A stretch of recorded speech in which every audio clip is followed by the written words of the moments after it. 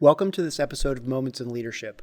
Real quick before I read the bio for Sergeant Major Ruiz, I need to alert the regular listeners that this episode required a few things to be done differently in order to accommodate the timing of different ComStrat efforts leading up to his congressional testimony later this month. The intent of this podcast has always been to provide emerging leaders with an opportunity to learn about the lessons learned by senior experienced leaders across all the services, enlisted and officers. This episode focuses more on topics that are likely to be discussed on Capitol Hill, so I asked for permission to go over some of what I thought would be likely topics he would be asked by congressional leaders in testimony, rather than just dive into his incredible experiences coming up through the ranks. I will be able to have him back on and recalibrate an interview into a more traditional format, but I just wanted everyone listening to know that we intentionally made this a little bit different. The other thing I wanted to do is apologize in advance because my unofficial contract with people who support me on the Supercast channel is that I release episodes to them roughly 1 week before they drop to the general public. Because I want to accommodate the flow of information coming out of his ComStrat team,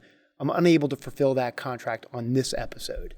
I suspect everybody who supports the effort is going to understand this, but I didn't want to sweep it under the rug, and I just want to be transparent and answer that question in advance before it comes up. Okay, so do a quick personal thank you to new Supercast supporters. I've got Joshua Yancey at the Hot Wash level and Zane Jones at the Buy Me a Beer level. Thank you so much for supporting this project. Really means a lot to me that other people are chipping in to help make this as good as it can be. For any new listeners to this project, or for those who haven't listened to an episode in a while, one of the things that I'm really grateful for is the people who support this project financially with their subscriptions on my Supercast account. As I've said before, this project does have a per episode cost associated for things like, editing and shipping a professional quality microphone to guests and sound engineering, hosting, and things like that. And the people who support this project through their subscriptions are helping me defray those costs, and I appreciate it. My contract with everybody, and I want to be completely transparent about this, is that any profits left over after all of my expenses are covered at the end of the year, I will donate those profits to veterans organizations. Last year, even though I ran a loss, I still made what I feel are pretty significant financial contributions to Patrol Base Abate, the Station Foundation, and the Marine Corps Heritage Foundation. Please see the links in my show notes or the link in my Instagram account bio if you're inclined to help or want to learn more. There are options for one-time donations and subscriptions too. Of course, these episodes will always be free and available to everyone. There is never any such thing as exclusive content, and your support goes towards keeping this going, and it keeps it free for leaders of all ranks. Okay, with that, this episode is with the 20th Sergeant Major of the Marine Corps, Sergeant Major Carlos Ruiz. The short version of his bio is, he's the Sergeant Major in the Marine Corps, but his official bio is that he assumed his current post as the 20th Sergeant Major of the Marine Corps on August 10th, 2023. A native of Sonora, Mexico, he enlisted in the United States Marine Corps on November 2nd, 1993 out of Buckeye, Arizona. He graduated from recruit training at MCRD San Diego in January of 1994 and reported to Marine combat training at Camp Pendleton, California shortly thereafter. He was then assigned supply warehouse clerk as his primary military occupational specialty. In May of 1994, Sergeant Major Ruiz reported to Supply Company, 3rd Supply Battalion, 3rd Force Service Support Group, or FSSG, in Okinawa, Japan. In May of 1996, he received orders to Marine Corps Logistics Base, Barstow, California, and served as a supply warehouse clerk until October of 1998, when he reported to recruiting school at MCRD San Diego. Upon graduation, he was assigned to Recruiting Station Los Angeles, 12th Marine Corps District. In October of 2001, Sergeant Major Ruiz reported to Supply Company, 1st Supply Battalion, 1st FSSG. And then in January of 2003, he deployed to Al Anbar Province, Iraq with Equipment Reception Platoon and later with Combat Service Support Group 12 in support of Iraqi freedom. In April of 2004, Sergeant Major Ruiz reported to Drill Instructor School at MCRD San Diego, orders he requested, and then graduated in September of 2004 with Class 4 TAC 04 as the Class Honor Graduate and recipient of the Leadership Award. He was assigned to Company L, 3rd Recruit Training Battalion, and in October of 2006, Sergeant Major Ruiz was transferred to the instructor staff, Drill Instructor School, MCRD San Diego. During this period, he held the billets of Drill Master, Physical Training Instructor, and later the school's chief instructor. In April of 2008, he reported to Supply Company, Combat Service Support Group 15. He served as Company Gunnery Sergeant until February 2009, when he reported to Company L, 3rd Battalion, 4th Marine Regiment to serve as the company first sergeant. He subsequently deployed to Helmand Province, Afghanistan in support of Operation Enduring Freedom. Following the end of his tour, Sergeant Major Ruiz was reassigned to Headquarters and Service Company and completed a second tour in Afghanistan. In June of 2012, Sergeant Major Ruiz received orders to Inspector Instructor Staff, Sacramento, California, to serve as the Inspector Instructor First Sergeant. In September of 2013, upon his selection as Sergeant Major, he received orders to 3rd Battalion, 5th Marine Regiment. Urah, get some. He served as the Battalion Landing Team Sergeant Major, 31st Marine Expeditionary Unit, and as the Battalion Sergeant Major for Unit Deployment Program 16.1. In May of 2016, Sergeant Major Ruiz received orders to 1st Combat Engineer Battalion, and in December of 2016 was reassigned to Combat Logistics Regiment 17, 1st Marine Logistics Group. On December 7th, 2018, Sergeant Major Ruiz was assigned as the 4th Marine Logistics Group Sergeant Major out of New Orleans, Louisiana. In February of 2021, Sergeant Major Ruiz assumed the duties U.S. Marine Corps Forces Reserve Sergeant Major. In May of 2021, the commander of Marine Forces Reserve assumed all authorities and responsibilities of U.S. Marine Corps Forces South. As the result of the transfer of authority, Sergeant Major Ruiz served as both the MARFOR Res and the MARFOR South Command Senior Enlisted Leader. Sergeant Major Ruiz's personal awards include the Legion of Merit with a Gold Star, the Bronze Star Medal with a Combat Distinguishing Device, the Meritorious Service Medal with a Gold Star, Navy Marine Corps Commendation Medal with 2 gold stars, Navy Marine Corps Achievement Medal with 1 gold star, and the Combat Action Ribbon with 1 gold star. He has earned a bachelor's degree in organizational management from the University of Arizona Global Campus. And with that, welcome, Sergeant Major of the Marine Corps, Sergeant Major Carlos Ruiz. Thank you so much for coming in. Really appreciate the time today.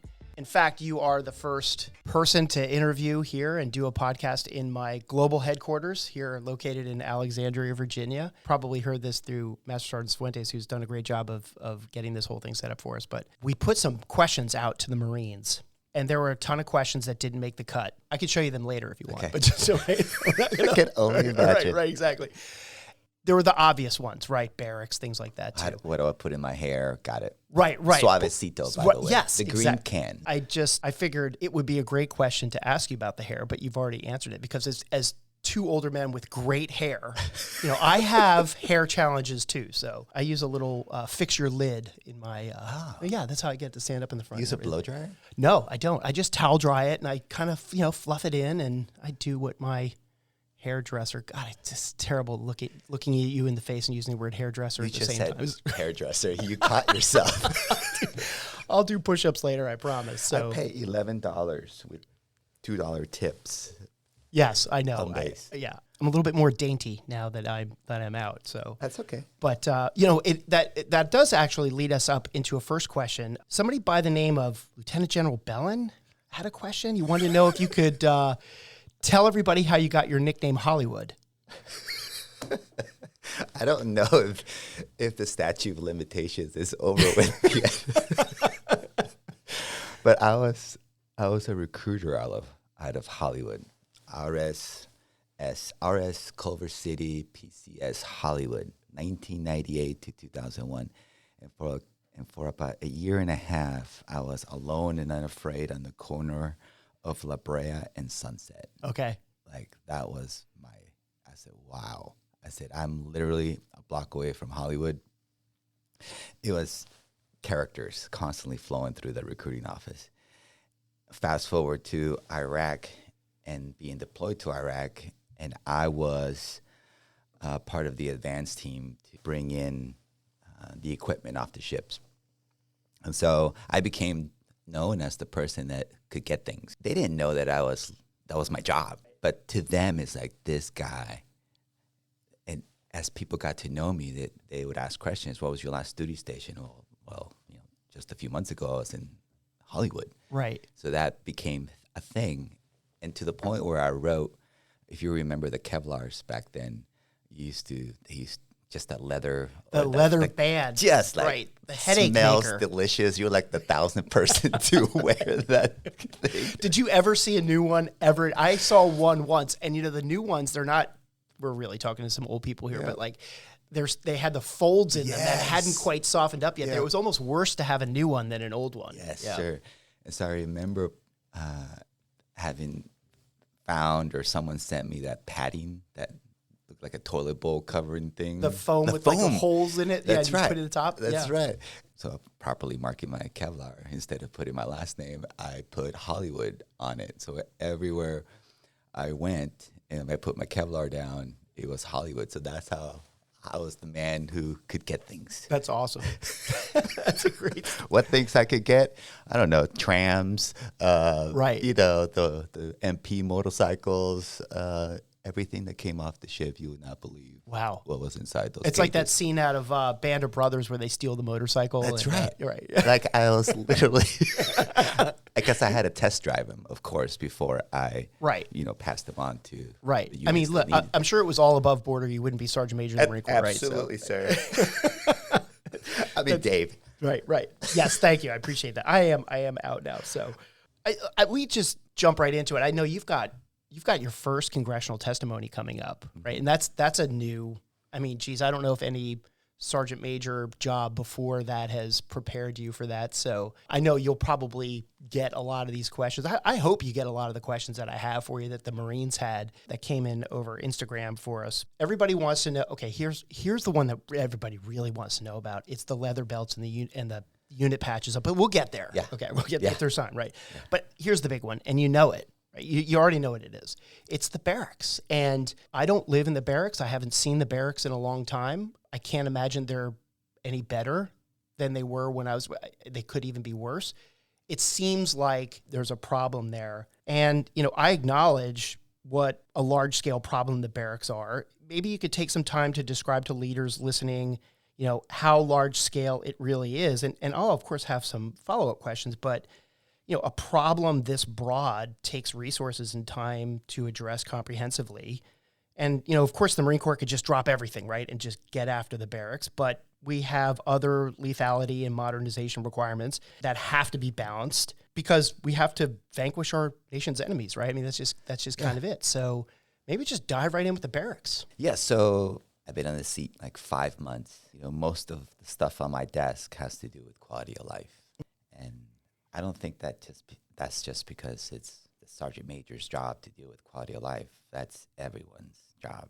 Much like discipline is not the sergeant major's. Much like discipline is not just the first sergeant major job. Everyone's job. Right. Quality of life seems to be the thing. Like, Sergeant Major, you are in charge of quality of life. I said, okay. And what I found has been that in the short 5 months is that in Congress, in the Pentagon, there are people that care deeply about wanting to do the right thing. So I've never walked into a place where people are not or are purposely saying, don't worry about that. It's just complicated. And I think part of my job is to bring light to the room, realities of a young Marine today in the barracks. Right. That it's not okay.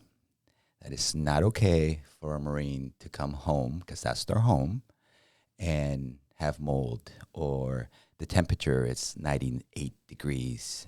Someone sent me a DM with a picture of them holding the temperature gauge in their room at 22:15. So it should be cool by then, but in their room was 98 degrees. Yeah. Right? So it's no longer, it never has been, and it should not be okay to allow our Marines to live in places like that. What is the Marine Corps doing? Well, they have, like you mentioned, there's choices to be made. And I'm not saying that the leaders before me made the wrong choice. Absolutely not. What I'm saying is that this is the time to invest in all things human beings. And that means that we listen and we, with our own eyes, take a look at where Marines are living today. There is a plan, and we call it Barracks 2030, where the Commandant, it's one of his top 5 legislative priorities, and quality of life is like number 3, which has probably never been the case ever. And so he wants to invest heavily in all things quality of life. So $1 billion a year for the next whatever years until we get up and running. But that means, Dave, that crappy barracks that are there today, we got to knock them down. And I said, I want to be in the bulldozer that puts a blade right through like the first one we knocked down, because we're spending money on keeping those barracks up when we should be knocking them down and refurbishing new ones. And I've seen refurbished ones, like in Lejeune. They're very nice, but we can only do so many a year because there's only so much money to go around. So I'm trying to, and every other service senior enlisted is trying to, this is a service problem, okay, then we must make hard decisions on what doesn't get built, programs, platforms, maybe one less F-35, I don't know. Or is this a DOD issue where you provide the services with the funding separate and distinct to get after, right? So I don't know what the right way forward is. There's a lot of money involved, and we're talking billions. Yeah. Because it's 20, 30 years of not investing, right? And there's a promise that was made, right? There was a promise that is made, that's being made this morning when the recruiter's telling a young applicant. Or their parents. Like, look, we got you. Like, when they get in here, they're going to have a place to sleep, and it's going to be safe, and they'll be rested so they can execute a live fire range the next day or fix the F-35 engine or whatever it is. It is basic human rights. It is dignity. It is a home. So we don't blink an eye to buy things and platforms. It's time not to blink an eye and invest in our people. I read that last fiscal year, the Marine Corps renovated 14 barracks at the cost of about $14 million per barracks, which impacted the quality of life for around, let's just call it 4,500 Marines, right? So let's call that a total of $200 million impacting roughly 2.5% of the unaccompanied housing inventory. So, I just heard you say that there's, barracks plan 20. I mean, it's not going to happen overnight. Got it. But what can the NCOs and the company grade officers do right now as the boots on the ground leader to help? Is there anything? Is there something that you've seen that you can tell them, like, hey, we're working on this, but here's how you can help us too? Absolutely. And it's going to sound callous, what I'm about to say, but what you have is what you have, right? And there are locations, wherever you are, there are locations where there are nicer barracks than probably the barracks that your Marines are at today. So do we double them up? Do we triple them up depending on square space? Yeah. Because that barracks is nicer and it may be 20 minutes away. So that means that you may start to have to invest in transportation, moving the Marines out of the crappy barracks, moving into a nicer barracks, invest in the transportation. How do you get them back and forth? It's going to get complicated. Right. Because where are the barracks? I mean, where are the mess halls? Right. And so that's another topic there for later. But you have to keep what you have clean. My last job with General Bellin, it is traveling all over Latin America. And in my face was, they have a naval infantry or they may have a Marine Corps. And everywhere we went is immaculate.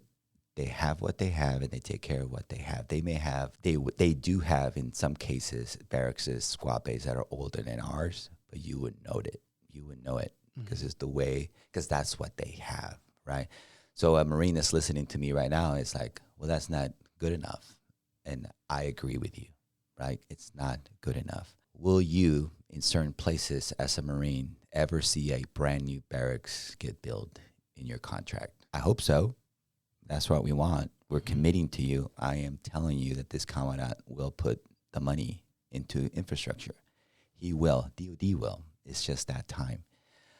If you just, it hurts my soul to say it, if you just hang on long enough, maybe you'll see it. Right. I know you'll see it. You may be, that's a nice barracks that's going up right now. I'm a corporal now, and I'm probably not ever going to stay there. But at least the Marines that I'm leading will. Right. Right. So we're not going to get there overnight, and we're refurbishing as fast as we can. And we're asking Congress for more funding to refurbish another 13 barracks. And I will show quickly in a few days what the future looks like. Meaning I will go to a barracks that is new, and I will show the Marines, this is the sample of a barracks so they can see that it's coming. Right. It's not an answer, Dave, but well, no, I mean, it's a statement. Yeah. Right. I mean, it is, because you're absolutely right. And Marines who are getting out and are tired of the barracks, let's just say that the number one reason that a great Marine that we want to retain gets out is because I can't stand the way I live. All right. assume that that Marine goes on to some other life, college, whatever it is, there is always going to be, I'm using my air quotes, barracks envy, right? I mean, I'm 56 years old. I'm 35, but my hair is 35. My age is 56.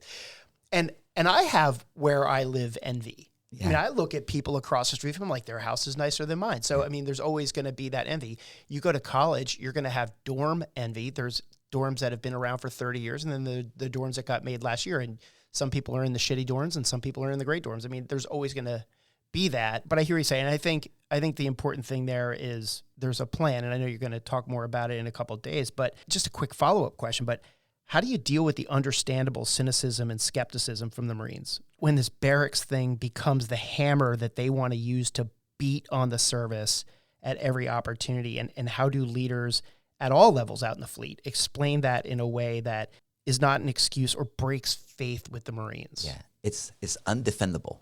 Mm-hmm. So when something is, you can't defend it, then don't. And so I'm not in the business of defending the institution. Yeah. When we're wrong, right? So we haven't invested because we've made hard decisions in order to have things and platforms for you to go win and make it an unfair fight and you to come home. Right. Right? That's what we made our choices with. And so the threat continues to evolve, and we continue to invest in new platforms. So we are ready to go, and it does become an unfair fight. But I think we can do both, right? Mm-hmm. And so when the institution has an issue that's not defendable, then don't defend it. Instead, it has been in my brain for a long time that you push the institution forward. So that may be that we eat a little humble pie, whatever pie reference you want to use, yeah. But you use the compelling evidence. The environment is telling us that this is the time to invest in our Marines. Don't defend it, push it forward. So to the Marines who, I don't know, yesterday, 2 days ago, I saw pictures come out of a location where the barracks is not like it needs to be. So Marines take pictures and then they send it somewhere. Right. And it gets picked up by somebody, and then it's a story. And so when I look at the barracks in that specific situation where the pictures did not deem it livable, when I look at it through my lens of a sergeant major eyeballs, that's not a barracks that's fallen apart. That's an unkept barracks. Yeah. That is a barracks that Marines walk by and walk through their spaces who refuse to take a broom and a mop and clean that barracks up. Right. Like there's a difference there in professionalism and conduct. But when the windows are always broken, then maybe you don't pick up anything because everything else looks like crap. What comes to mind is when I was in New Orleans, I walked out of Walmart one day and I saw this woman have her shopping cart full of her things, and she was putting stuff into her trunk. And all of the Walmart parking lot was filled with trash. And this lady was taking the things off the bags and throwing them in her trunk, and then the bags she was just tossing them on the deck. And I couldn't understand why somebody would do that. And it was just in the back of my mind constantly. Why would somebody just, like, no care in the world, just throw it onto the deck?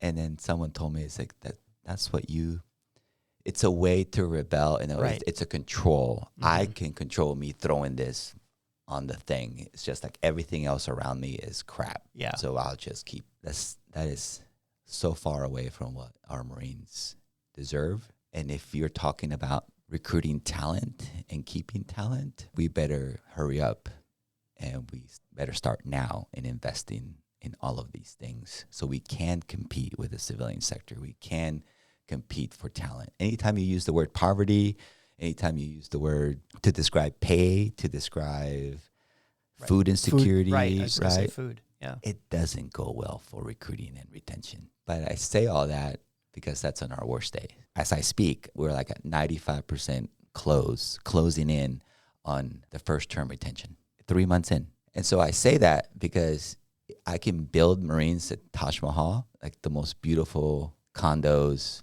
everything that they could ever want, and the command climate is garbage and toxic, they'll leave. But if the leadership is right, if the Marines are transparent and humble and proficient and confident and all the things that make somebody great, if that's good, they will withstand crappy barracks, right? And they will stay. And we don't ask for much. He's like, washers and dryers work, check. Decent furniture that's not 30, 40 years old, right. Check. That the mattress that you are plopping onto, 200 other Marines have not been on that mattress, right? Mm-hmm. So we're not asking for much. That is a room temperature controlled and it's safe. And so that's not hard. We need to get there quickly.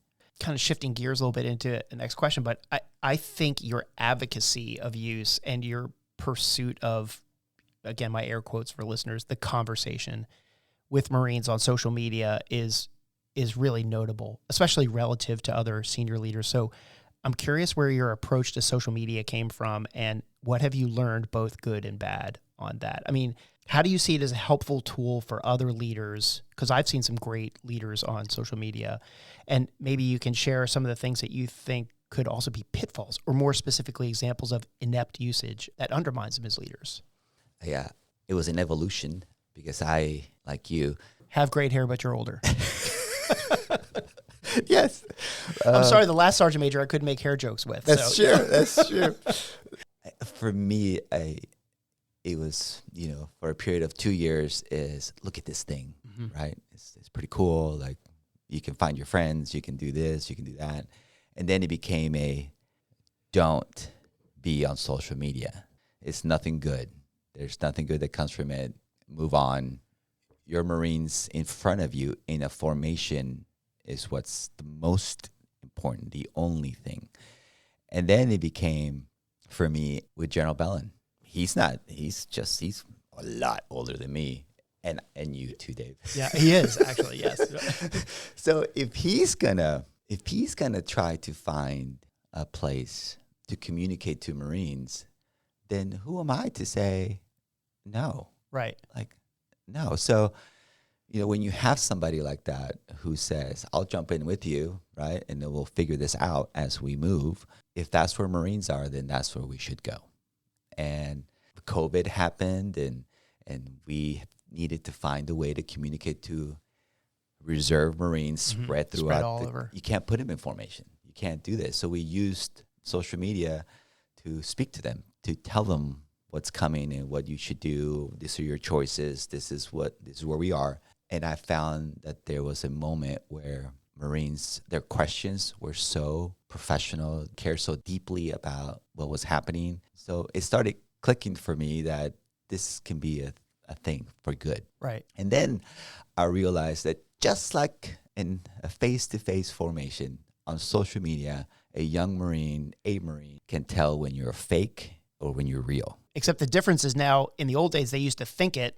Now they say it. Now they say it. Right. That's right. Which is a benefit to us because now you hear what they're thinking. I never knew what my Marines were thinking. Yes, right. So that person in front of me is pretending to be somebody that they're not, and I can tell. I'm not going to say anything, but it's the same way that I found in social media. The people that I've started following or started listening to is because I could tell that they were being their genuine selves. They really cared about, right? What the product that they were.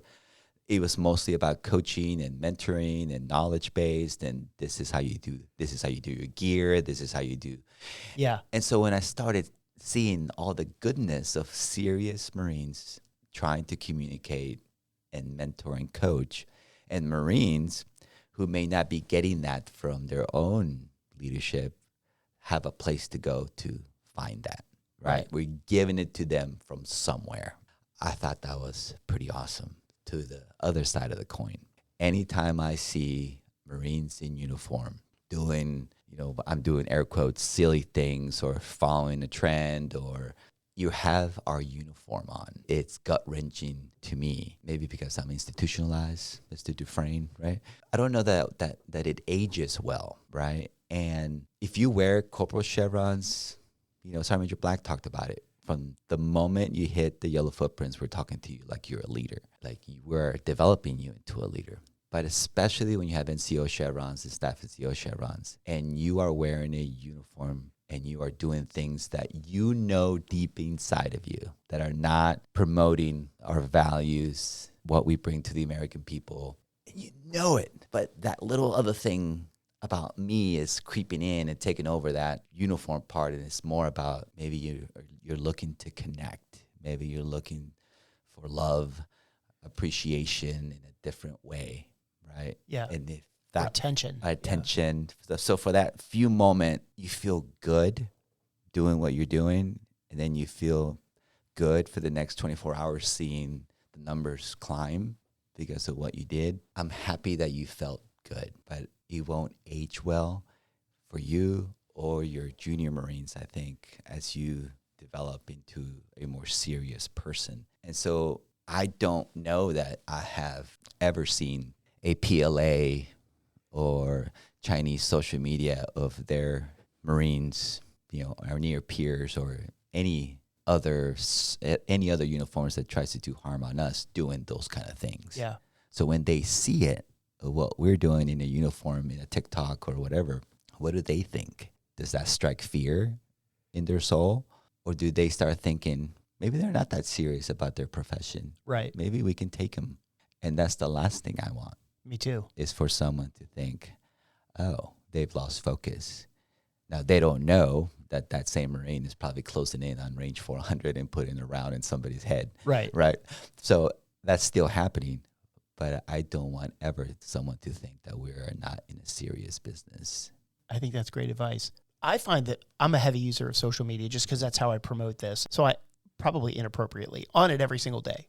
I take some portion of my day and I scroll through it and I see some unbelievable accounts on there just sharing knowledge. I know more about gear and the Marine Corps and all this stuff now without even being in. And I get jealous. I'm like, maybe I should have a helmet. Well, what the hell do I need a helmet for? But like, I see these things and I think I wish that I had access to this sort of information when I was on active duty and using the gear. I see it, and then I see tactics, and then I see communications things. And then there's the accounts out there that deal directly with service support issues, that there's, pictures of wreckers out there pulling Amtraks and LAVs out of ditches and things like that. Every single great account is an awesome commercial for the Marine Corps. Yeah. But then every single account that makes somebody look like a fool in uniform is a detractor from the uniform. And I take great pride in saying this, that we, the Marines, take great pride in our uniform, our lineage, our history, our professionalism, those kind of things too. So I think it hurts us a little bit more as Marines than maybe if I see an Army person doing it, I snicker. When I see a Marine Corps person doing it, I kind of cringe a little bit. Yeah. That's just natural. I get that. Yeah. But as a follow-up question on the social media thing, as it relates to what we were just talking about with the barracks, I'm going to ask this question, admittedly not knowing the answer, but I see so much great culture coming out of 1-8 on social media. I mean, they are on it. NCOs are participating in the social media, and all I see is these great things about 1-8. If 1-8 was living in crappy barracks, you don't see that on social media. You don't. Now, maybe they're in the brand new barracks. They've got nothing to complain Probably about. not. But right. But that just kind of goes to show you that there are other things that make the Marine Corps great. And I think when people do have a command culture where you're focused on the right things and the barracks are a place to live, I think that there is some sort of like quarter given on the barracks by people who are in great command climates. If you're in a command climate that's crappy, they're out there. I know they are. I see people complaining about them on social media too, and I won't say them, but they're out there. If they are also living in bad barracks, they're the ones throwing the trash bags into the parking lot, right? They're the ones that are saying, if you don't care about me, toxic command climate, those kind of things. Like, do the barracks become an issue because of some other underlying? I agree. To the development of a young person and where we put them and where they're living. So when they're trying to find themselves, like we were when we were young a long time ago, right? You saw a poster, you have a family member, something has pulled you. There's this thing that I keep talking about, this biological instinct to want to be in this uniform, right? And then you become that, get this title, and you become a Marine, and then you show up to a place that maybe doesn't look so good. and you start experimenting with alcohol or tattoos or all things that young people are trying to figure out who they are, right? So they meet somebody from another part of the country that they're completely opposite of, and that's the beauty about who we are, because you're like, your roommate's gonna be somebody. I'm from Mexico, and that was my story, and then my roommate, Lance Corporal Fuller, was from Florida or something, right? And so you start, well, who am I? And you start, there's this Marine Corps thing that's pushing you to be this way, and it has all these demands on you, like pressure to belong, pressure to perform. It's this pressure, constant pressure on you to look, walk, speak a certain way, a United States Marine. And you have all this lineage and history to uphold, but you're young. Like, that's like, and then for me, I wasn't really sold. Like, I was not sold until I was a pretty senior staff sergeant. No kidding. Nope. Were you on the drill field then? Where were you in that? I was on the drill field. Okay. I did my first 4 years, and then immediately on my 4-year mark, I went to recruiting school. Like, that was my incentive, right? Right. When I wanted to go to drill instructor school, the service says, no, we know better. You're going to go to recruiting school, right? Right.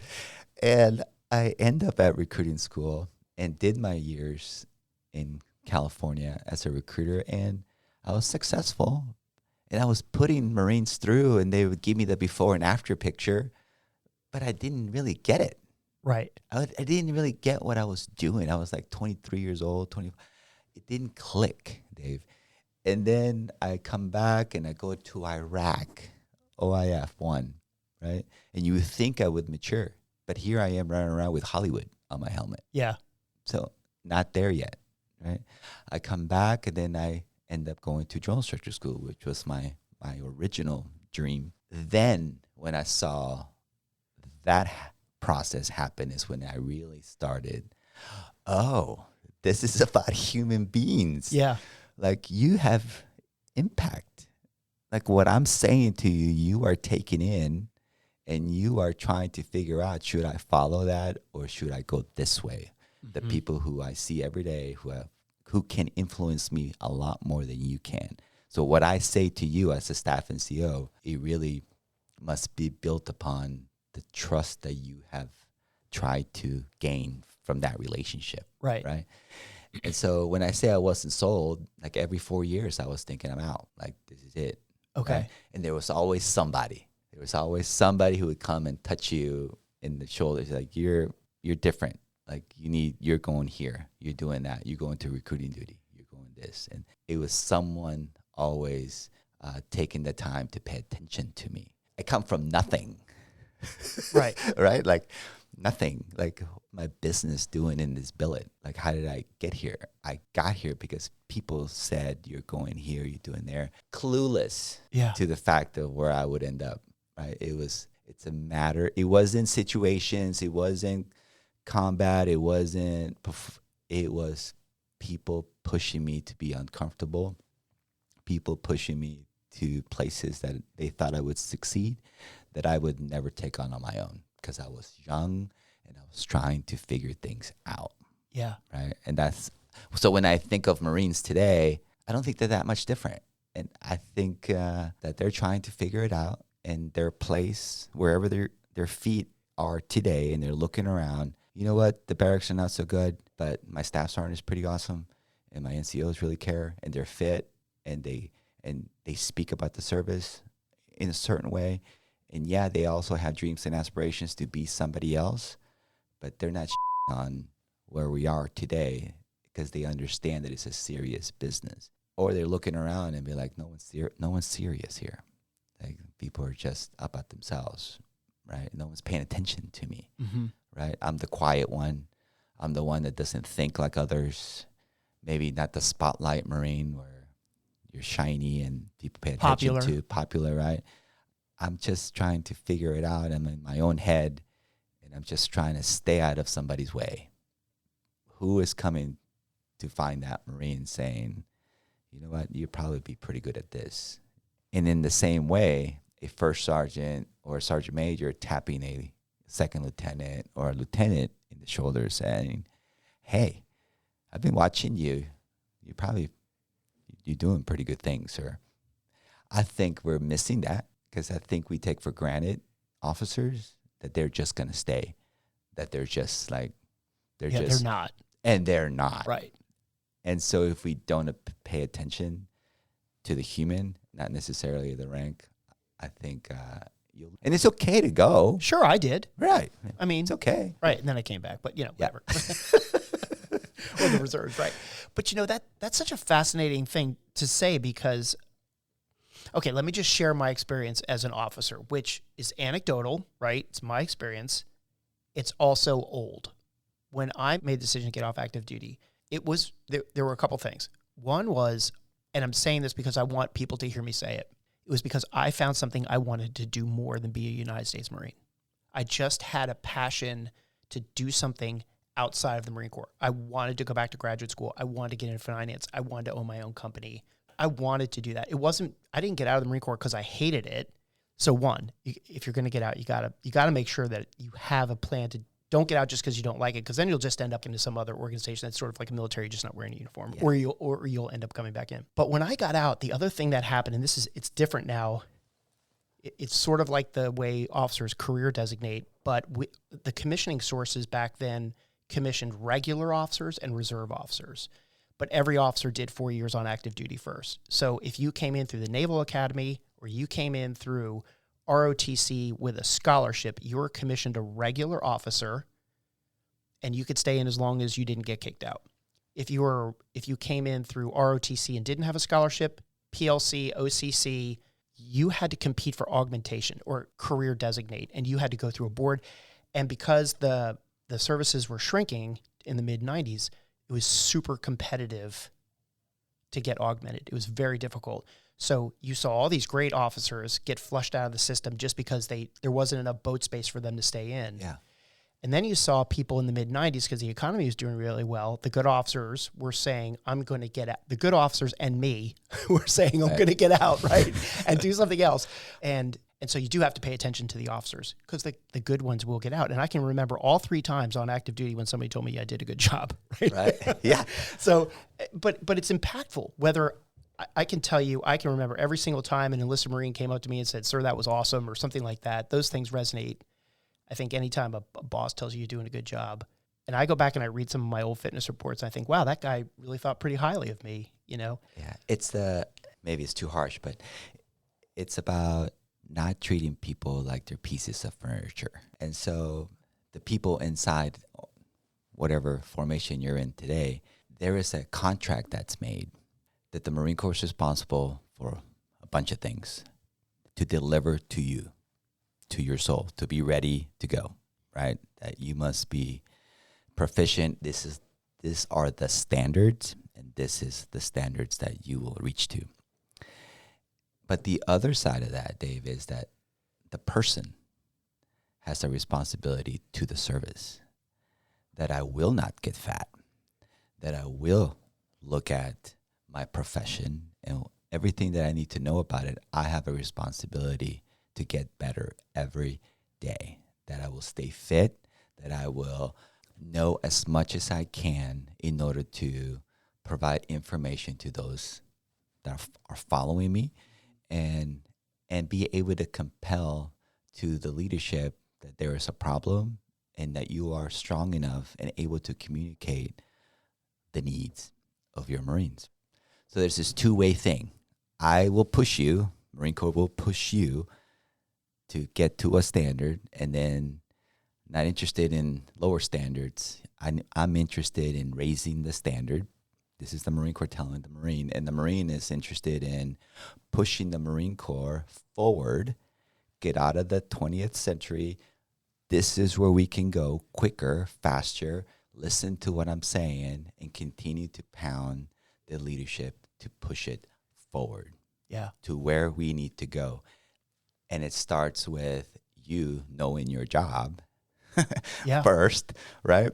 You upholding the standards of discipline and conduct and professionals to deliver the promise that we are who we say we are, right? So there's this dual thing for the leaders. That Marine is not a thing for you to play with and only focus on the machine. We have a mandate to develop the total person. We have a mandate. So there's this duality thing, right? Like, I'm in the Marine Corps today because I enjoy what I'm doing, and it's a stepping stone to something else. Right. Understand that, and then realize how you can help that Marine push themselves to get there as well. You can do both. Right. Right. The Marines are not just there for your service, right? And they understand the stakes. How invested are you in understanding what else they want for themselves and their family? What are they running from? Yeah, that's a great question. What are they fearing? What was their situation like before they joined? What would they like their situation to be after they get out? It is fascinating to me how we just sometimes may treat people like they're just part of a system, and it's not that way. Do you think some of that has to do with, this is a little bit of our culture kind of thing, but that's how it was when I grew up. That's how it was when I was at boot camp. That's how it was when I was a Lance Corporal. That's how it was when I lived in the barracks. And so now all of a sudden sergeants, staff sergeants are now saying like, well, that's how it was for me, so that's how it should be for you. When really in reality, from a leadership perspective, they should be looking at it and saying, how can I make it better for them than it was for me? Maybe not adhering to that's the way it was for me. Because this is always fascinating for me to think about.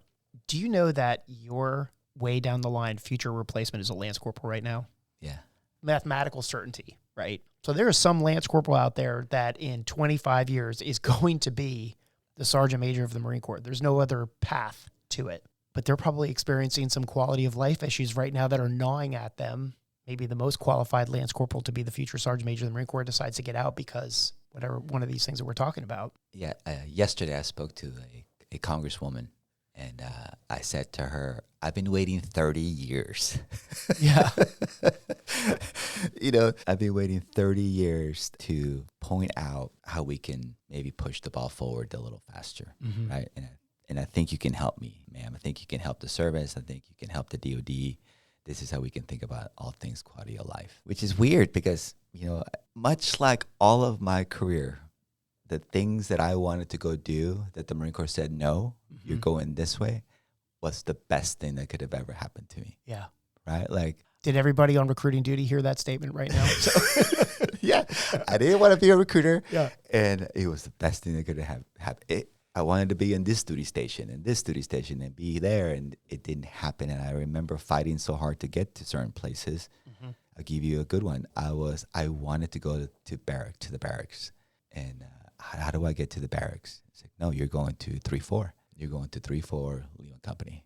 The best thing that could have ever happened to me as a first sergeant. And then that led to getting selected as sergeant major. Where do you want to go? I want to stay in infantry battalions. Oh, you're going to whatever, right? Yeah. So it's pay attention to where you are. If I can ask about that first sergeant going to the infantry, I want to come back to the quality of life thing, and I promise I will, but just a good segue here. You came out, and I don't, no offense here, but like you came out of a supply MOS, right? And then you were on recruiting duty. 3051 warehouse clerk day. Raw. Exactly, right. I have a tattoo of a forklift. Did you inspect SIF gear when it came in and kick it back? Sure. Yeah, okay, so you know the deal. Yes, sir. Recruiting duty, recruiting, and then all of a sudden, first sergeant, right? You filled out the F on your fitness report. Now you're first sergeant, and they're like, you're going to 3-4. And by the way, 3-4 is going to combat, right? Lima 3-4. And all of a sudden you check in, like, what do you remember being the biggest shock that you were unprepared for, that you can tell somebody who just put F on their fitness report and is coming out of aviation maintenance, let's say, and going to be a grunt first sergeant? Yes, it was a shock. You rewind time. I remember going to go see first sergeant, now retired sergeant major, Scott Pyle. And I wanted to ask him, what do I need to do to be a first sergeant? Because I would look at the command boards and I would try to figure out what is the common trend on the command boards of these first sergeants or sergeant majors. So I would look at a drill instructor ribbon, and then I was trying to figure out what do I need to do to be a first sergeant, because that's what I thought I wanted. Scott Pyle said, sit down. I have a meeting in like 4 minutes. It's like, and he took a yellow sticky and he said, you need this PME. You need to be in this billet. You need to do this and this. And you need to decide right now that that's really what you want, right? And he spent those 4 minutes, the most impactful 4 minutes of my life. And I kept that sticky, Dave. Oh, wow. And I still have that sticky. And every time I would accomplish one of those billets, and again, this is by circumstance it was just, oh, I'm the company gunny. Like, oh, I'm the serious chief, or, oh, and I'm clicking off all these things. And I kept that sticky because I remember that conversation, because I knew that I would have that conversation with somebody else down the line, that it would be my turn. Right. And I get 3-4, but they're at Bridgeport. Right. Okay. So I do a summer or winter? Winter. Oof. So okay, Hollywood. You need to get to Bridgeport, First Sergeant Select, but first you're going to go to the First Sergeant Seminar. Okay. For Sergeant School. And that was a week long at Quantico of PowerPoint. This is what you need, all things you need to know and people you need to know now that you're a first sergeant. Okay. And then we fly to whatever airport that was, and I land in Bridgeport like around 1900. And they had spent a week there acclimatizing. So the next morning they were going to go up on the shelf and just stay there for the next whatever. Yeah. And I remember getting there, and the company gunny, Gunnery Sergeant Lewis, says, I got your gear, first sergeant, welcome.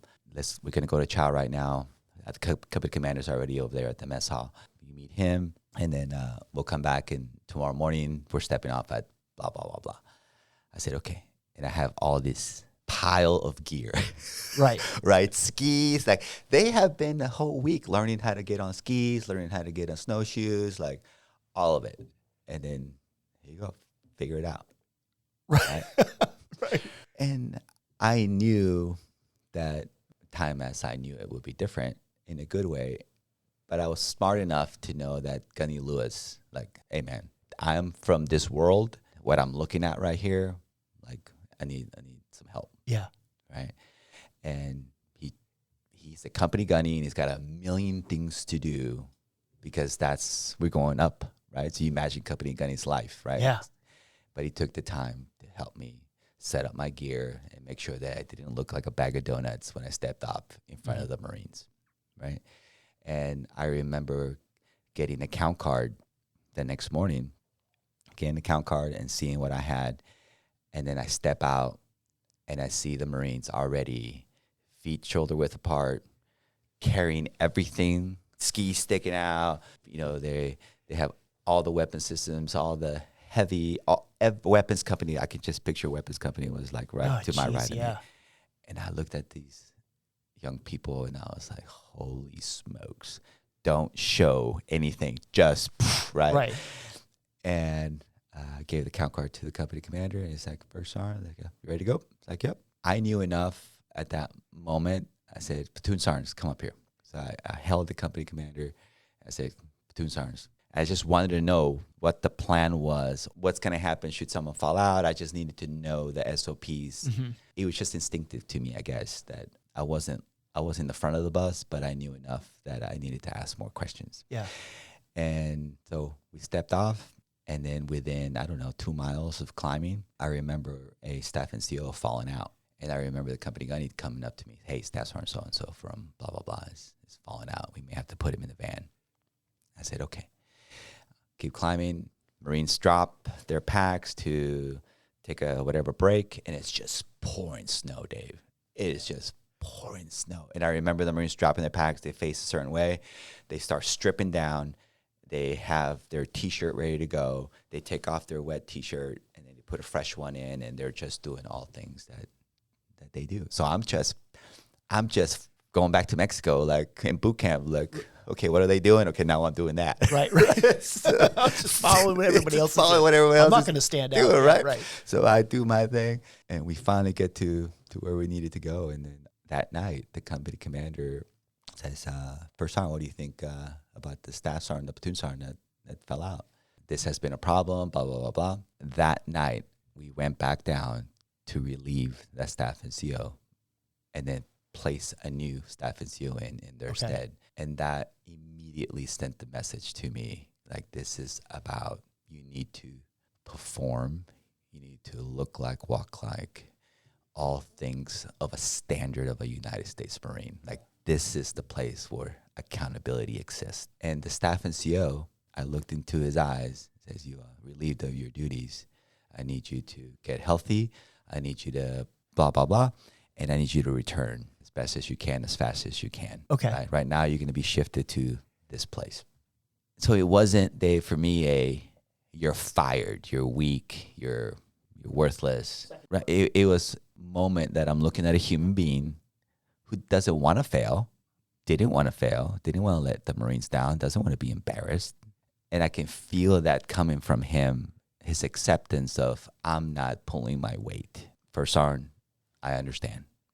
I will give everything I have to the new platoon sergeant, and then I will do whatever I have to do to earn your trust and confidence again, to hopefully gain the billet again. So that was a big lesson learned for me. I was like, okay, this is the place where accountability exists. And how do I carry that forward on every other assignment? It just never left me. That if you're a staff NCO, if you're a corporal, if you're a lance corporal, and you are put in a leadership position, wow, real accountability is powerful for me to watch that. Let's take that and segue into retention too. So, because I know you'll talk about this when you go to your congressional testimonies. I mean, if I was Congressman Armstrong, I would ask this. Well, first of all, I would never be Congressman Armstrong because I'll only be a senator.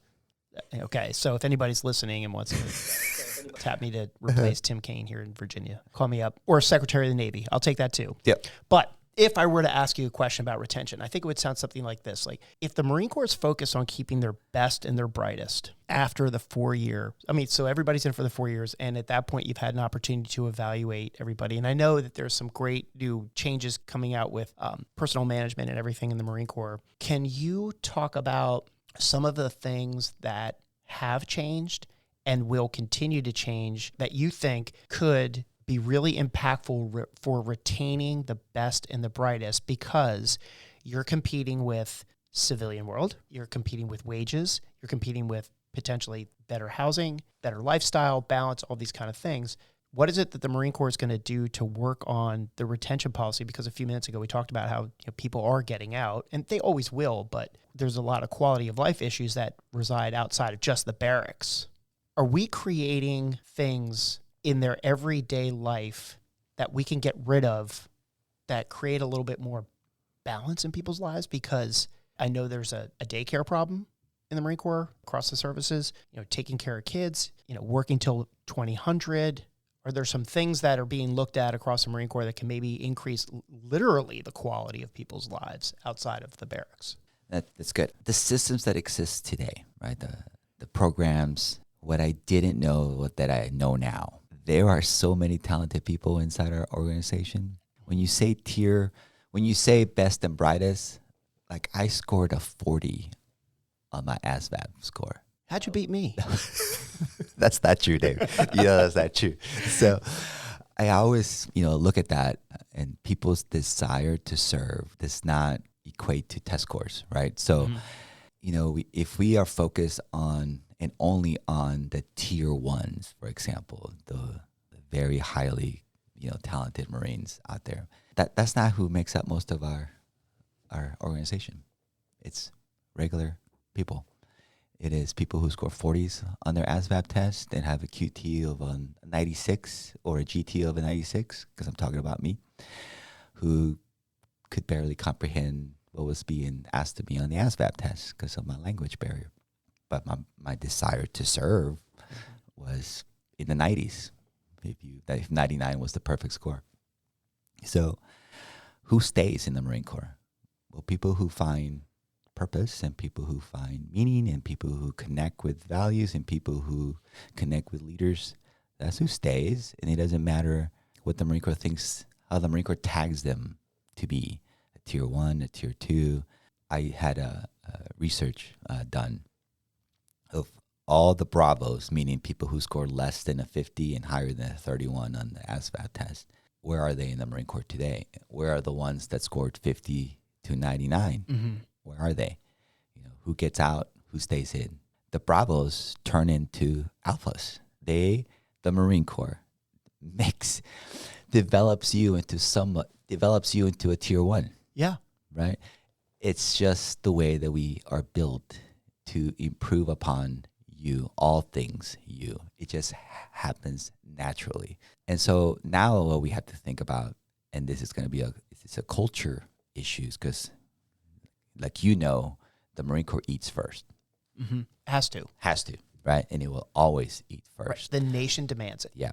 But there's a difference between that and not even listening or understanding a Marine's specific situation that is so talented, but they got themselves into a little corner, unable to get out. And if we just take an extra step, that we can probably fix that problem, and they will stay, right? Right. And so what I've seen now, what I know now that I didn't know then, is that inside our organization, these majors and gunnies, and this is who has briefed me on the future of the talent marketplace, giving the Marines more flexibility, and I think the word is predictability. Okay. I am pretty sure that that's where we're going. You're going to go do hard things, Sergeant Jones. You're going to go to Guam. You're going to go be a drone searcher. You're going to be here.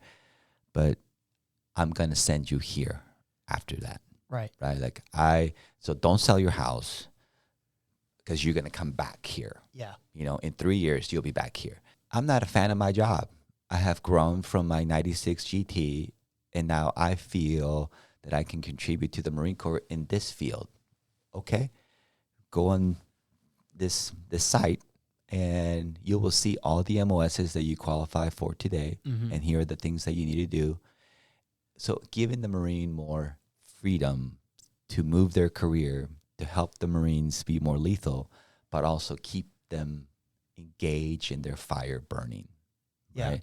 I'm a 3051 warehouseman, and I didn't have any problems with that job.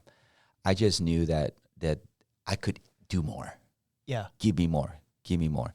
And so I think Marines want to contribute in many different ways if we just give them a chance to do it. But predictability is where systems and things and AI and the things that we're investing in, more monitors. Remember how you're one monitor for one field, and you take your phone call, or she tell you to or go pound sand. Right, yeah. Or not take it.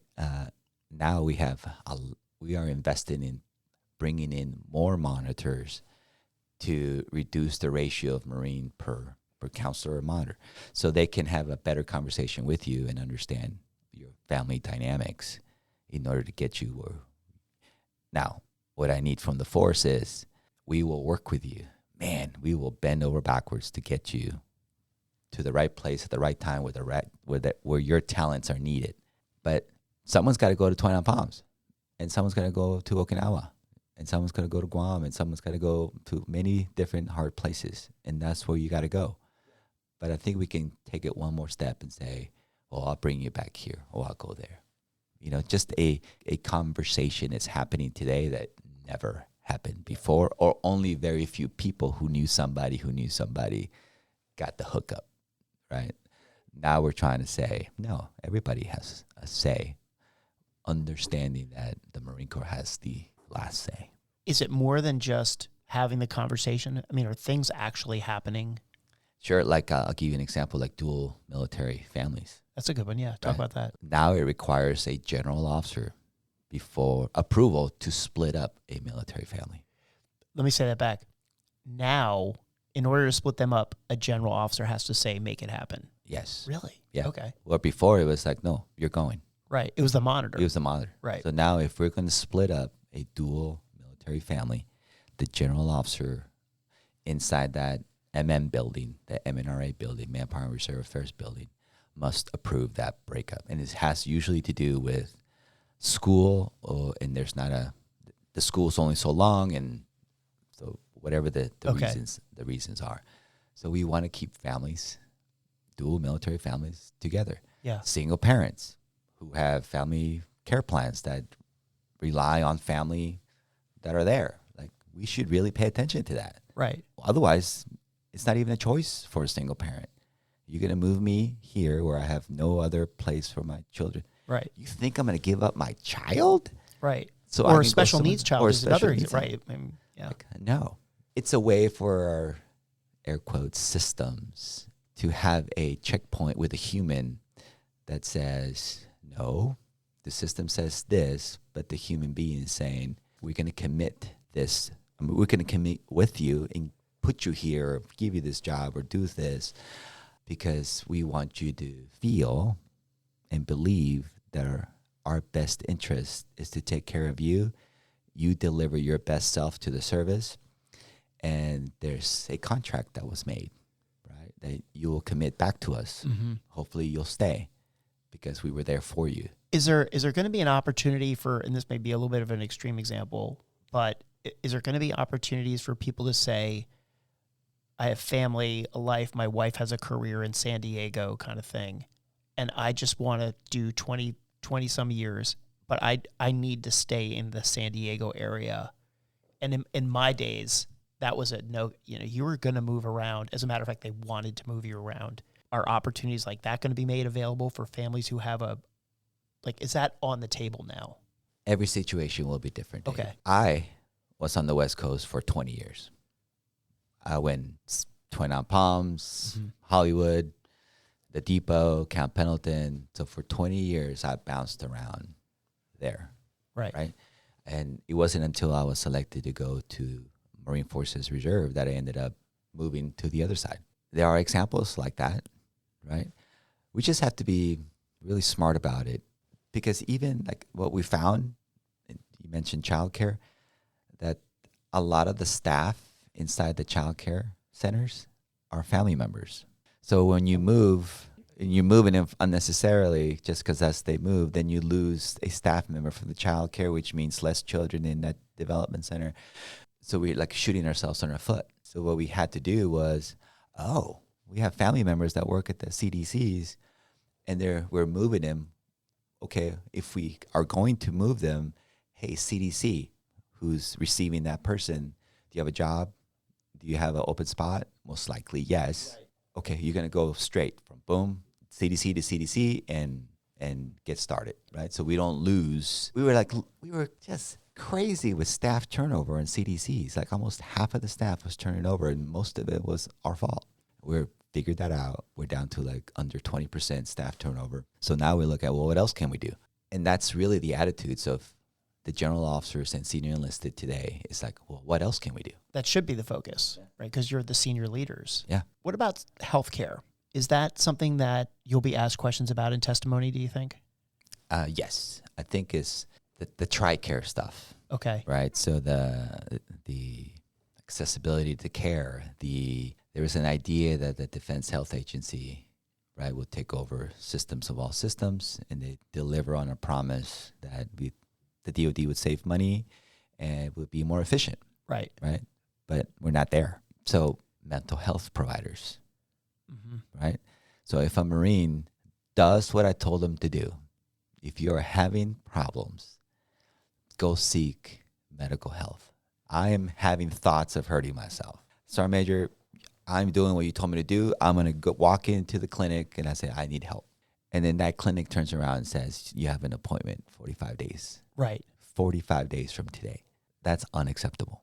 Is it a problem that the Marine Corps can solve? We're trying. Yeah. But the entire country is short on doctors and nurses and medical professionals. And we cannot compete with salaries. We can offer this much and this many bonuses, and then the civilian sector will say, well, we'll offer you this. It's just, we just can't match it. So they may choose the financial security when they really want to serve, right? It just may be too overwhelming for them not to take that package, right? Yeah. They want to help us. Like we have families today whose spouse is a medical professional and they work out in the civilian sector. Yeah. It's like, really, you live on base and you drive out the gate and take care of everyone else, right? Right. And probably goes to salary. Salaries, right? Yeah. So how do we get Marines to maybe take a look at being chaplains, because we're short on chaplains? How do we get Marines to become subject matter experts on all things that our corpsmen do? So we are having to take a hard look on how we look at health. I don't know, Dave, what your insurance plan is here for your employees, but I'm hoping that they can go anywhere and the insurance is accepted. It's very hard for a young person today with a family where they can ask if TRICARE is accepted. It's less and less that TRICARE is accepted. I have 2 employees here who are on TRICARE because their husbands are both in the military. So I hear some of these anecdotal things about quality of life from their perspective. So I hear about the child care thing. I hear about TRICARE. Yeah, and since you asked, I mean, healthcare in the civilian world roughly looks like this. Your employer will generally pay for some portion of it, and then you is responsible for anything above and beyond that. And then you can make choices with that. You can say, I'm fine with an HMO, which basically means you go see a doctor, or you can pay extra and get access to the doctor that you want to see. And then you have to pay deductibles and things like that. It's expensive. When you're in the military and you don't have to write a check to go to get healthcare or I've had 3 reconstructions on my ACL, which is why I can't take you up on your offer to run the Marine Corps Marathon with you and Big Bunny next year. But I think it's Bad Bunny. Bad Bunny? Yes, Bad Bunny. Okay, sorry. You better edit that. They'll leave it. You could talk about Led Zeppelin, the Stones. I mean, want to talk about Tom Petty, but I'm writing checks for $6,000 every time you have something more than a cough due to cold. You got a problem on your hands financially, even if you do have insurance. Yes. So some people talk about how great the healthcare insurance, what they leave out of that is, but you're paying, right? I mean, so it's delivering on the promise of the all volunteer force. Right.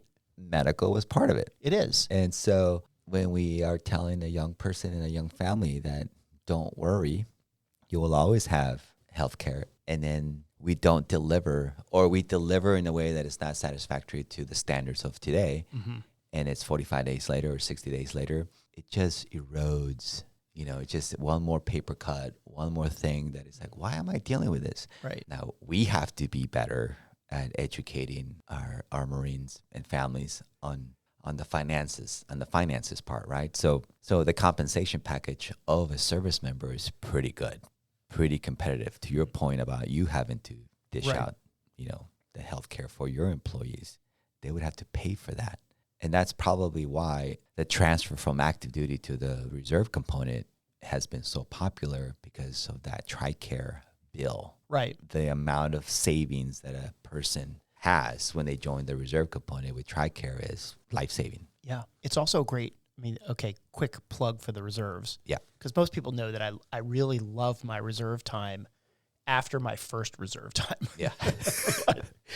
but when I turn 59 and a half, I'm eligible so if you're on active duty and you retire, you start getting all of your benefits right away when you retire. So if you came in the Marine Corps at 18 years old and you do 20, you're drawing a pension from 38 years old on. I mean, you could have a whole other career, 20-year career somewhere. That's a pretty good deal to include things like TRICARE and all of those kind of things.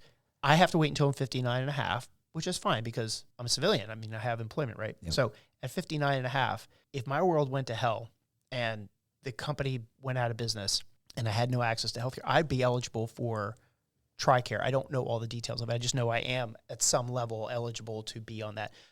That provides me some comfort, right? The VA is obviously available too. But back to the quick reserve commercial. I mean, that is a really nice thing about the reserves. And if you're a participant in the Marine Corps for the 20 years, whether it's on the reserve side, there are some great benefits to staying in and being retained, choosing to retain yourself. I get very excited to hear that you and the Commandant and obviously the other leaders in the Marine Corps are talking about retention in a way that is really meaningful, because I do think there's some leakage of talent that would stay in if some of the things that you were talking about, just reaching down, touching them, encouraging them to stay in, improving their quality of life. Because I do think there's some quality of life things. I do hear from people, and actually a lot of questions.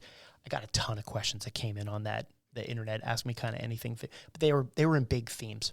Another one was, geez, I'm working 6 days a week until 2000. I can't get home and see my kids' soccer games. I can't do this. And then I hear other people say, well, like Colonel McClam made a great analogy where he's like, look, there's not really a balance of life. There's more of a flex of life. And sometimes you're in billets where you are working really, really hard. And then sometimes you're in billets where you're not working really hard and you kind of flex. You set your family up and say, hey, for the next 2 or 3 years, this is going to be very difficult. I'm going to be deploying, UDP, things like that. And then I'm going to be in school. And all of a sudden I started thinking like that applies to officers a lot more than it does, say, a staff sergeant, because conceivably in 0311, let's just say up to and including the selection to your selection for promotion to staff sergeant, you may have never left an infantry company. Yeah. I mean, there is no flex. Like when I hear people talk about that, and I think to myself, okay, what about the quality of life for the E1 through and maybe even including E6? Because conceivably they could be just in a unit their entire time and there is no balance. Now you're dealing with, I never see my kids' soccer games. I'm never home with my family. I don't have personal life because I'm working so hard. Are there some quality of life things that leaders can look at to improve things at the unit level? I mean, a battalion commander has the discretion to sound liberty at 1700 if he wants to. They do, Dave. And you see, you mentioned 1-8. Mm-hmm. And from a distance, through social media, they seem to have a pretty good thing going. Yeah. And that commander is doing, that team has this thing happening where they're trying to achieve a balance. But if I were really to dig in, that commander and the command team, they're trying to be as lethal as possible. And that First and foremost. Yeah. But I think they understand they can only get there if all these other things are being looked at and worked on. And they may not have any solutions for them. But the Marines inside that formation feel, they have this thing that they feel like they care and that they are doing their best to solve issues in their lives. The sergeant or staff sergeant who's been doing that life for I don't know how many years, they're probably doing it because they have subscribed to the vision of what's next. And they're in. Like they are like, okay, this life is pretty hard and is wearing me out, but where we are going and where we are trying to get to is pretty interesting to me. And I want to get there with the Marine Corps. I want to help the Marine Corps get there. And so they stay because it's compelling enough for them, even though they can't get to soccer games or so on and so forth. I think with most successful units, there is this predictability of schedules that helps, and that the Marine takes a responsibility to communicate those time frames with their family. Yeah. Or you forgot to say, hey, honey, the family day is on this, or hey, honey, we're doing this in the command. Can you come, blah, blah, blah. And you didn't because maybe you wanted to keep things separate. My life as a Marine and family, I want to separate that world.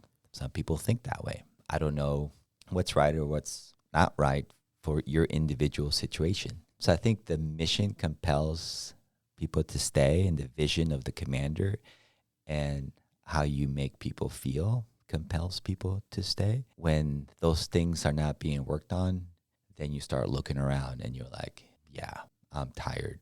No one seems to care. The standards are not being upheld. Because people can't see us talking, you have your PSD team here that brought you in. So for listeners, there's three other Marines here.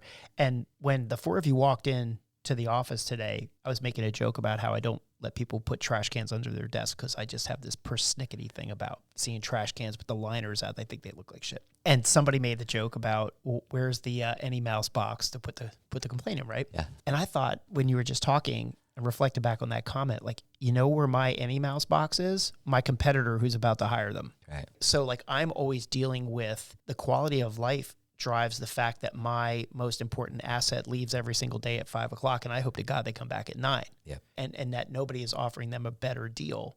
And if they're offering them more money, I want them to be able to say, yeah, but you've got to offset the fact that I can bring my dog to the office, or I am guaranteed to be out of work every single day at 1700 and things like that. And so, but then you said predictability, and I'm kind of wondering if the real balance there is more about predictability, and maybe that's the way people should be thinking about it. If you could tell, if I was a Marine and like my commander said, hey, this week in the middle of the month is designated as we're securing at 16:30 every single day. So you can count on us driving the plan of the day to get the important things done by 16:30, and anything else that doesn't get done, we're just going to roll it into the next day. And maybe things aren't as important as we thought, and we're just not going to get to them or whatever it is. But maybe that gives people to say, it's like, hey, this is the week where I know I will predictably get off at 16:30 because the commander said so. Yeah. I mean, I used to joke. I said, what are you doing on the hallways of 3-5 or the hallways of 3-4? And we're going to put the schedule, the TEEP, right? We're going to put it up right here, right next to, we're going to use from this hatch to this hatch. We're going to lay out the whole TEEP so everyone can see what we're doing, and they Right. can go tell their families what times to plan for what, blah, blah, blah. Great idea, right? Yeah. Except nobody comes to the company office unless they're probably getting something's not good's happening, right? Right. So take it one more step. Yeah. You want to communicate to the Marines about what we're doing and where we're doing and predictability. Where is their common place? Where are they? And put it there, Right. right? Because they're not coming to the wolf's den where the first sergeant is, Right. or the company commander is. They're going to the armory or Right, to wherever. right. Yeah. And so there are many different ways to get at it, and people do it very good all over the Marine Corps today. Hence retention. Just think about it. You know, they're your people. So give them something and exhaust yourself. Exhaust yourself in trying to push information. Right. In an era of all things technology, on command climate surveys, the top 3, one of them is always going to be lack of communication. So keep moving, keep pushing the boundaries to speak to Marines about what is coming up next, and that will help. It cannot not hurt. I mean, it cannot not help. So when I got selected a corporal, it was the same feeling, sinking feeling of, am I good enough? And it's every rank, you know, like the big one to corporal, the big one to sergeant. I'm like, nah, I'm going to be a sergeant. Like, holy crap. And so I'm like, oh, this is the same. I recognize this feeling of not being good enough, the feeling of how hard do I need to work now in this job to ensure I don't let down the Marines. Like, I have a certain amount of time on the clock ticking of how hard I can go to try to get as many people to listen to all things of a Marine's life and what we could do to comfort that a little better, to understand a little better, provide a little better in order for them, so we can let them loose. If I have a fault in the way that I deal with people, is that I like you to run, like be creative. What have you always wanted to do? Like, run with it. And that's been the thing for me. And the rank thing is slightly interesting to me. Yeah. Because I'm focused on your talent and how much you can bring out of yourself. Discover who you are.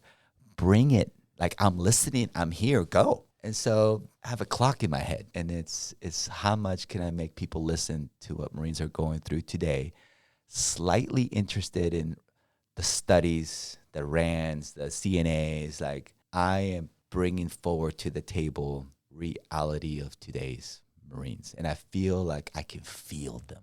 Well, that comes out in your social media stuff too. I mean, when I see on social media, I feel like, wow, that he is I know he's resonating with the Marines the way he's talking about this. Like, I love the live streaming of the marathon when you're just out there, right? And Marine, like, people just walking up to you and or running up to you and saying hi. And Master Sergeant Fuentes, I think you probably had to run the marathon with him. That's Dave, his plan was I'm just gonna come in and do a mile or two, Sergeant Major, and then I'll jump off and I'll cut corners and meet you. Yeah. And there was no exits. Oh, so he ran like 22 miles.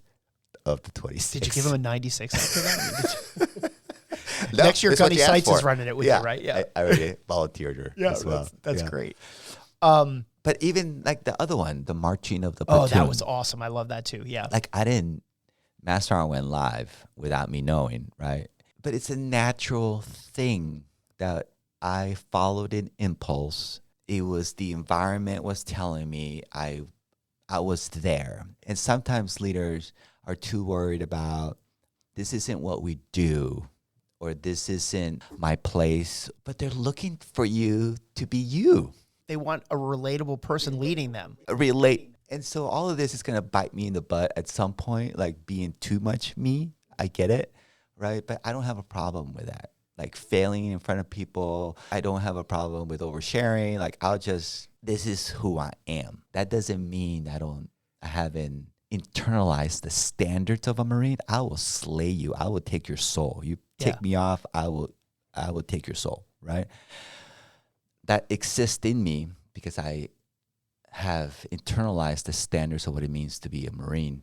But also, I have managed to figure out a way to use who I am with those standards. Yeah. And if I can show that this is me, then I think maybe you could be you but also internalize the standards of a Marine, making you more effective Of course. as a human being, period. Yeah. So when I see something and I feel it, and it may not be proper for somebody else, for me, it was perfect. It was the future of the Marine Corps is right in front of me. They're about to graduate. They have no idea. They recited my name probably 1,000 times, in their knowledge checks. Sure, right. During the inspection. Who's the Sergeant Major of the Marine Corps? Right. Yeah. But I remember, right? Like, I remember as a recruit doing that. Yeah. And I remember Sergeant Major Overstreet coming to the depot, and that was like, holy crap. Yeah. That's the Sergeant Major of the Marine Corps, right? Yeah. But I really didn't know what that meant. Those privates now, or private first class, who are at home on leave, maybe that's registering to them. Yeah, right. And maybe 20 years from now, they'll be telling this story, right, that they were marched by the Sergeant Major of the Marine Corps. Of course they will. For me, it wasn't the Sergeant Major of the Marine Corps marching them. It was just a Marine getting in front of a platoon in a place where it's all on our best day, where we want things to be perfect. Right. Right. And people think that drill is not a thing and it shouldn't be part of what we do as Marines. But inside that box, in between the first rank and that platoon sergeant, those 6 feet, magic happens. Yeah. Like, they're listening, they're observing, they're picking up frequencies, they're hanging on by every word that you're saying. What will you say to them that will push them forward, or tell them to go to condition 1? And will they do that with a happy heart? What have you done up to that point? Inside that box, like those squad leaders, and inside that understanding where they come from, and they know each other's thing, and it's where perfection is. They know each other. Like, they move together in a drill movement, exactly how we want them to move on the battlefield, that they can just feel each other and move towards the sounds of danger, right? It's perfect. And so I just saw an opportunity to give them something, give everyone who was watching, because all of a sudden there was like a bunch of people watching, that it's okay to follow your instincts sometimes, most of the time, because it's the right thing to do. That's almost the definition of a good leader, right? I mean, there's not a rule and regulation for everything. You have to follow your instincts, and a lot of that has to do with experience and knowledge and knowing your job, and those things filter into instinct. I don't know. When I saw that video of you marching the Marines down, I stood up a little bit straighter. I gotta tell you, it was I thought it was inspiring, and it probably inspired a lot of other people too. And I was reading the messages. People who don't read messages, they're lying. They only stop reading them when it gets negative, right? Yeah. So I was reading it. Even the ones who are grumpy and they don't feel right with the Marine Corps today, I felt them crossing the line and saying, "That's pretty awesome," right? Like, I felt a turn, and that's what I'm after. Really, it's not just about caring for the soul of the Marine, the person, and the fire and why they wear a uniform today. I'm also after reigniting the veteran community to stay connected to today's Marines. Yeah. That it's not okay to be on the sidelines and throw rocks, that we are all one. And it's just not the American Legion or the BFWs or the Marine Corps Leagues. It is the PB Abates, it is the Rubicons, the Travis Manion Foundation. It's like, these are the newest organizations that are coming up. How do I get all of us in the same page? And I'm why do you think you get to do that, Sergeant Major? Yeah. Well, because I have it today. And how do I keep that continuum fire of what it means to be a Marine inside of a uniform and out of a uniform? And that means that I have to go to them and be as transparent as I can be, and just because that's what Marines appreciate. Yeah. Candor, transparency, and then here it is, and then we're going this way. Here are my expectations, and when you're not living up to them, I'm going to respectfully tell you. That's right. Yeah. And so I desperately want to communicate to both worlds and get feedback from both worlds. So a Marine who does decide to get out and transitions, that there's someone waiting for them, right? And then we have this continuum of, the Marine Corps wasn't for me, but holy crap, did it affect the rest of my life, right? None of this would exist had I not been a Marine. Yeah. I would have never had the confidence to start my own company or lead people or any of that. I owe a ton. I owe 50% of who I am today to my parents and 50% to the Marine Corps, to then Gunnery Sergeant Ripkowski, who came off the drill field to be the AMOI at the University of South Carolina and maybe thrashed me at standards that are no longer acceptable, but I turned out okay. So, but isn't that the thing, right? For me, is Sergeant Tukes. Sergeant Tukes is this handoff. I was handed off to a squad leader and so on and so on. And then I landed with Sergeant Tukes in Okinawa, who was everything that I thought a Marine NCO would be like, waiting for me. In shape, immaculate uniform, knew his stuff, pushed us, constantly trying to find the weaknesses that remained and how to improve upon that. Will speak to you like a human being. Right. Will fire you up when you needed to be fired up, right? Yeah. And then his buddy, Sergeant D, Sergeant Daugherty, and the corporals, and the inspections and the development of who we were trying to be. And then I spend the next 25, 26, 27 years trying to be Sergeant Tukes for somebody else, right? That's how it works. Yeah. Here are the 4 big names, right? I had then Gunnery Sergeant Ripkowski, who was my AMI at the University of South Carolina. So 0369, 8511, drill instructor, came off the drill field, came to South Carolina, 8th and I, extremely impactful, more so than the officer was.